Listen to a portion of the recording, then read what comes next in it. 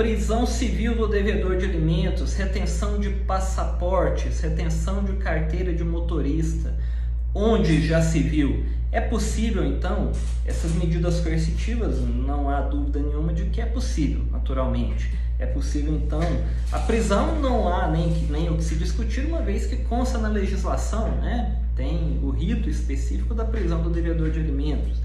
A retenção de passaporte, carteira de motorista decorre do poder geral de cautela do juiz, em que impõe a ele a possibilidade de impor medidas coercitivas para que induza ou para que convença o devedor a cumprir a sua obrigação. Agora, quais são os limites, né, dessas medidas? Quais são os seus pressupostos, os seus requisitos? Com relação à prisão civil, não há muito o que se discutir, uma vez que seus limites, pressupostos, requisitos estão delineados na legislação, né? O que acontece com relação ao devedor de alimentos? A dívida, o devedor de alimentos só pode ser preso com relação às 3 últimas parcelas vencidas e eventualmente as que se vencerem no curso do processo, e pelo prazo de 1 a 3 meses, né? O juiz vai fixar lá, vai definir aquele prazo em que ele ficará preso.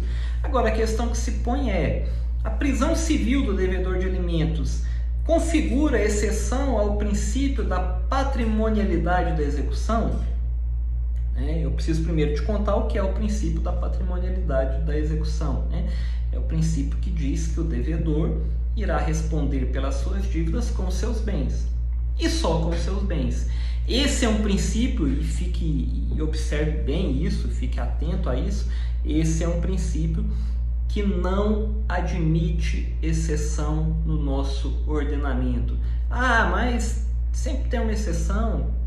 Não admite exceção em nosso ordenamento. Não, mas você está falando besteira, cara. Tem exceção. Não há exceção ao princípio da patrimonialidade da execução no nosso ordenamento. E observe bem isso, grave isso com muita tranquilidade. Numa prova oral, numa prova escrita, você vai discorrer sobre isso com muita tranquilidade. Não há exceções ao princípio da patrimonialidade da execução. E aí você está pensando, e a prisão do devedor de alimentos? Bem, a prisão do devedor de alimentos não configura exceção ao princípio da patrimonialidade. Por quê? Porque a prisão do devedor de alimentos nada mais é que uma medida coercitiva para forçá-lo ao cumprimento da obrigação. Ela tem natureza jurídica, ontologicamente, ela não se distingue em nada, absolutamente nada, da retenção do passaporte ou de uma astrente fixada, de uma multa fixada para forçar ao cumprimento da obrigação ou à obediência da decisão judicial. Ela tem a mesma natureza jurídica que a retenção do passaporte, que a fixação de uma astrente. Talvez você ainda possa estar um pouco reticente quanto a isso. A gente costuma aprender que é uma exceção, blá blá blá, né? Mas veja bem, a prisão, né? Por que eu digo com muita tranquilidade? Você pode dizer também com muita tranquilidade que não é exceção. Porque a prisão, independente do prazo fixado, dentro daqueles 1 a 3 meses, ela não impede, ela não satisfaz a dívida. Ou seja, passado o prazo da prisão, o devedor continua devendo. Ele não sai da prisão com a dívida saldada. Então veja que não é uma opção dele ir preso ou saldar a dívida. Ele vai preso e, além disso, ele precisa saldar a dívida. Indo num caminho inverso, caso ele pague, o oficial de justiça, o oficial venha para cumprir a prisão e ele realize o pagamento, ele sequer vai preso. Ou ele vai preso no primeiro dia e sempre que alguém vai preso, ele arruma o dinheiro, você pode ter certeza disso. E aí o dinheiro sai da mãe, da avó, da tia, não interessa, mas aparece o dinheiro para pagar a pensão do filho. E aí, no momento em que vai preso, se ele pagou no dia seguinte, ele sai da prisão. E se ele não pagar, ele vai ficar lá o prazo fixado, entre 1 e 3 meses, e vai continuar devendo. Só que aí depois o processo vai seguir pelo rito da expropriação. expropriação de bens. Então veja que não configura exceção ao princípio da patrimonialidade, uma vez que o devedor vai continuar respondendo com o quê? Com os seus bens e apenas com os seus bens. Isso aí você pode ter gravado tranquilamente na sua cabeça.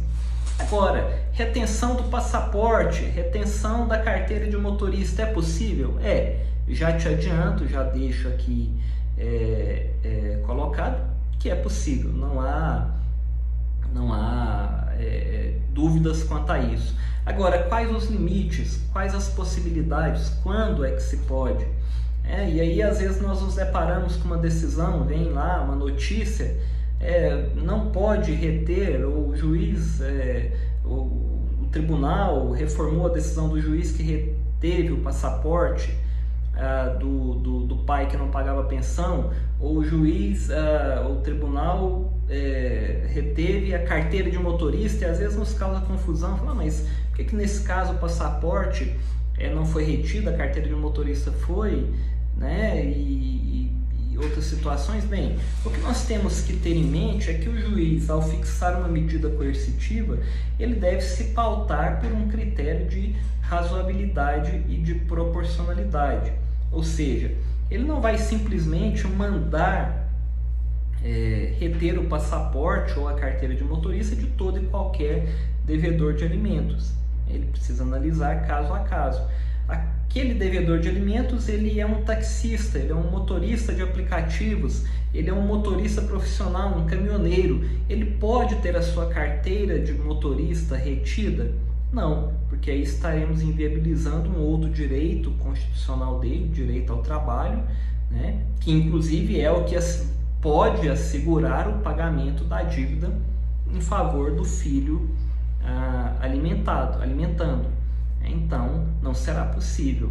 E aí ele, por via no habeas corpus, ou talvez, ou mandado de segurança, ou recursos judiciais, ele poderá então manifestar a sua resignação e demonstrar, né, que ele precisa da sua carteira de motorista para ele próprio sobreviver. O passaporte também é possível? Sim, também é possível, desde que observados esses critérios de razoabilidade e proporcionalidade. Em regra, o passaporte é utilizado para lazer? Não sei, não posso dizer isso.